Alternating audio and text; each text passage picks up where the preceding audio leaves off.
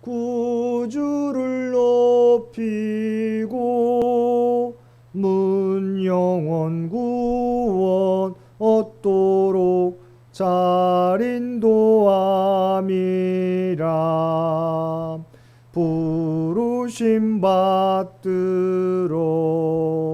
내 형제 섬기며 구주의 뜻을 따라서 내 정성 다하리. 주 앞에 모든 일 잘 행케 하시고 이후에 주님 배울 때 상 받게 하소서. 나 항상 깨어서 늘 기도드리며 내 믿음 변치 않도록 날 도와주소서. 아멘.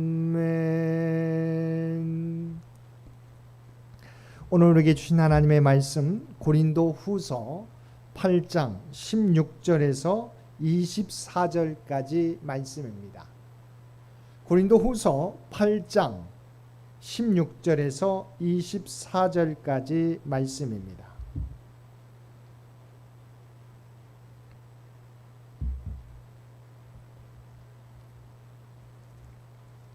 우리 고린도후서 8장 16절에서 24절까지 우리 한 목소리로 함께 봉독하겠습니다.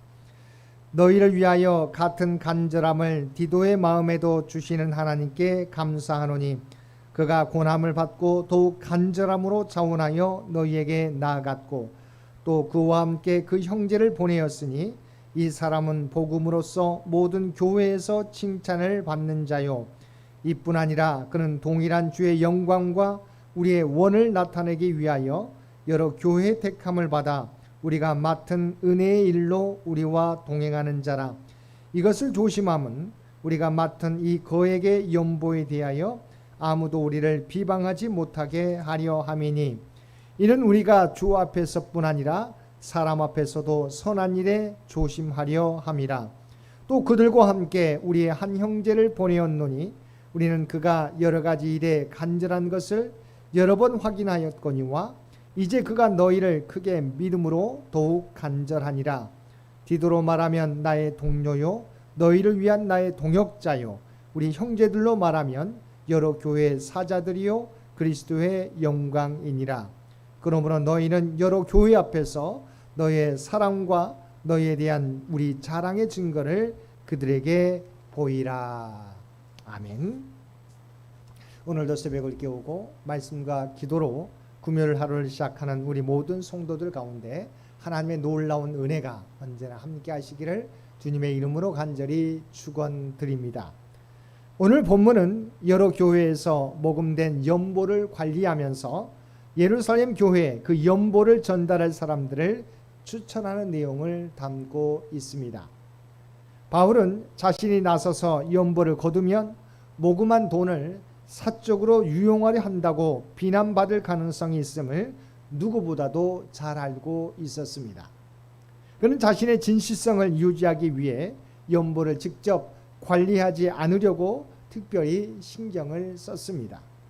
그래서 고린도전서 16장 3절에서 고린도 성도들에게 내가 이를 때 너희가 인정한 사람에게 편지를 주어 너희의 은혜를 예루살렘으로 가지고 가게 하리니 라고 말했습니다. 바울은 고린도 교회에서 중단된 연보를 마무리 짓기 위해 3명의 감독관을 택합니다. 첫 번째 사람은 바울의 동역자인 디도였습니다. 고린도 교회에서 1년 전에 연보를 모금하는 사역을 실질적으로 담당한 사람이 바로 디도였습니다. 따라서 바울이 디도에게 고린도 교회에서 연보 사역을 마무리하도록 요청한 것은 당연한 일이었습니다. 뿐만 아니라 디도는 가장 최근 고린도에 방문하여 바울이 눈물로 쓴 편지를 전달하면서 성도들로부터 큰 위로를 받고 돌아왔습니다. 이와 같은 이유로 바울은 디도를 추천했던 것입니다. 17절에 보면 이러한 바울의 추천에 대한 디도의 응답이 나옵니다. 그가 고난을 받고 더욱 간절함으로 자원하여 너희에게 나아갔고. 당시 디도는 에베소에서 고린도 교회로 파송을 받았다가 마게도냐로 돌아온 지 얼마 되지 않은 상황이었기 때문에 상당히 지쳐 있었을 것입니다. 하지만 디도는 바울로부터 예루살렘 교회 성도들을 위한 헌금 모금을 위해서 고린도로 가야 한다는 이야기를 듣자마자 마치 기다리고 있었다는 듯이 쾌히 승낙했습니다. 아니 고난을 받고 더욱 간절히 자원하여 고린도 교회에 가기를 소망했습니다. 바울의 권면에 지친 몸을 핑계 삼지 않고 기꺼이 순종했던 것입니다. 디도의 적극적인 이 순종은 고린도 교회로 인해 고민하고 씨름하고 있던 바울의 마음에 큰 기쁨과 만족이 되었을 것입니다. 두 번째 사람은 복음으로서 모든 교회에서 칭찬을 받은 자였습니다. 18절에 보면 바울이 디도와 함께 동행할 두 번째 연보위원으로 세운 사람이 소개되고 있습니다. 그가 누구인지 이름은 나오지 않지만 그 형제의 삶의 모습 중에 단 한 가지 사실은 명확히 알 수 있습니다. 그것은 그가 그에게 헌금을 가지고 먼 길을 여행해도 욕심으로 실수하지 않을 사람임을 모든 사람들이 공히 인정하였다는 것입니다. 18절 말씀입니다. 복음으로서 모든 교회에서 칭찬을 받는 자요. 그는 복음에 매우 힘쓰는 자였습니다. 우리는 그가 어떻게 복음에 힘썼는지는 알 수 없지만 당시 복음 전도자의 모습을 통해 유추해 본다면 시간과 열정을 들여서 어디에서든지 복음과 관련된 일을 했을 것으로 짐작합니다. 거리에서 회당에서 복음이 필요한 사람들에게 찾아가 영생을 얻게 하는 복음의 소식을 전했을 것입니다. 또 바울의 전도팀이 그 지역에서 사역할 수 있도록 최선을 다해 도왔을 것입니다. 그가 그렇게 할 수 있었던 이유는 그가 복음을 자기 인생에서 최고의 가치로 여겼기 때문입니다. 그리고 이 사람에 대해 주의 영광과 우리의 원을 나타내기 위하여 여러 교회의 택함을 받은 사람이라고 말하고 있습니다. 복음에 대한 열정과 자원하는 마음이 사역자의 주관적인 조건이라면 교회의 신뢰와 칭찬을 받는 것은 객관적인 조건입니다. 그가 주의 영광과 선한 뜻을 나타내기 위하여 모든 교회로부터 칭찬을 받고 여러 교회의 택함을 받았다는 것은 객관적으로 인정받았던 일꾼이라는 의미입니다. 바울은 디모데전서 3장에서 장로의 조건 중 하나로 외인에게도 선한 증거를 얻은 자라야 한다고 말했습니다. 사람의 마음에 쌓인 것이 말과 행동으로 표현되고 그 열매는 사람들의 증거로 알 수 있는 것입니다. 바울은 세 번째 동역자를 추천하기 전에 연보를 전달하는 일로 비난받지 않도록 특별히 주의하라고 당부하였습니다. 바울은 마게도냐, 아가야 지역의 이방인 교회들이 연보를 통해 예루살렘의 유대인 교회를 섬기게 하므로 유대인과 이방인 사이의 벽을 무너뜨리려 했습니다. 그런데 만약 이들이 잘못해서 금정과 관련된 추문이 발생된다면 모든 것이 숲으로 돌아가게 될 것입니다.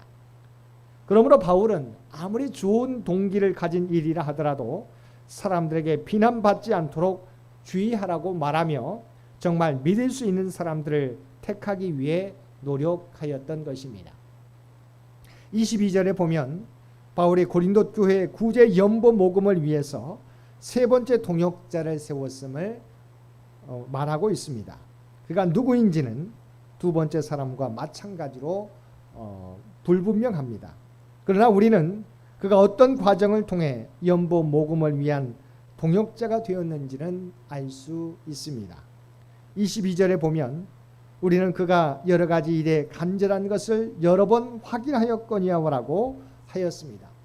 바울은 그 테스트를 거쳐서 그를 선발하였던 것입니다. 이는 바울이 그를 의심했기 때문이 아닙니다. 다만 연보 모금이라는 것이 잘못되었을 경우 큰 파장을 불러올 수 있는 일이기에 그가 적합한지를 확인해 보았던 것입니다. 그런데 그에 대한 테스트는 이례적이지 않았습니다. 여러 번에 걸친 테스트였습니다.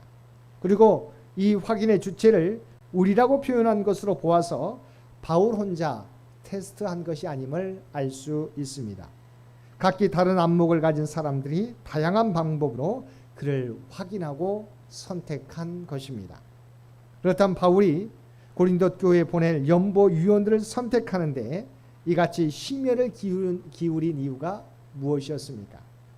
그것은 단적으로 말해서 하나님의 영광을 위해서였습니다.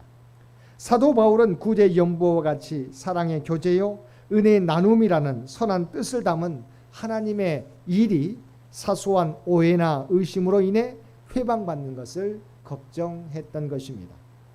만약 구제 연보의 문제로 인해서 다시 의심이 생기고 오해가 빚어진다면 가까스로 화해 분위기를 되찾은 고린도 교회와 바울 사이의 관계에 다시 틈이 생기고 돌이킬 수 없는 반목이 생길 것이 틀림없었기 때문입니다.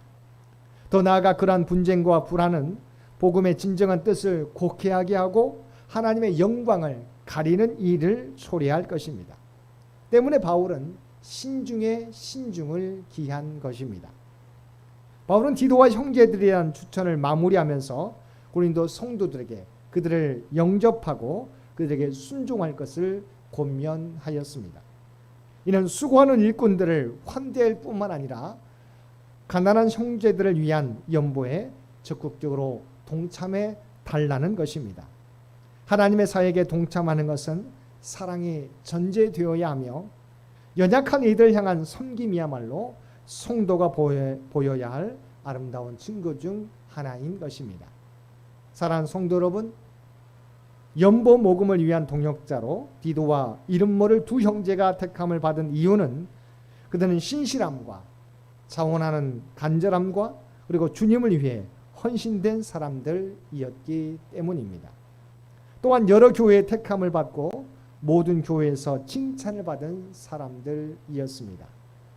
우리의 믿음 또한 내적인 면에서만이 아니라 세상에서도 칭찬을 받으며 인정받으며 하나님의 영광을 나타내는 우리 모든 성도들 되시기를 주님의 이름으로 간절히 축원드립니다. 함께 기도드리겠습니다.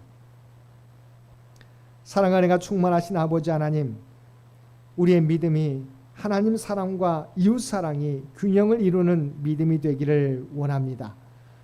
내적인 주관적인 믿음만이 아니라 사람들 앞에 인정받고 칭찬받는 믿음이 되어서 하나님의 영광을 나타내는 저희들 되게 하여 주옵소서.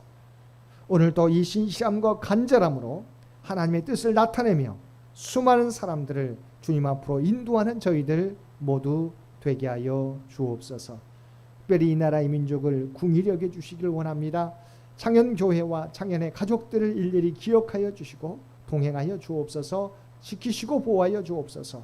그래 간구하는 기도 가운데 함께 주시어서 육신이 연약한 자에게 치유와 회복을, 직장과 사업을 위하여 기도하는 자들에게 하나님의 놀라운 인도하심을, 특별히 수능 고3 수험생과 또한 우리 직장을 위하여 준비하는 사랑하는 자녀들 가운데 그들의 노력이 헛되지 않도록 함께하여 주시옵소서.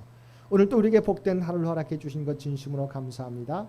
주님과 동행하며 우리가 부름받은 자인 것을 깨닫게 해주시고 그리스도인의 정체성을 지키며 선한 영향력을 나타내며 살아가는 우리 모두가 되게 하여 주옵소서.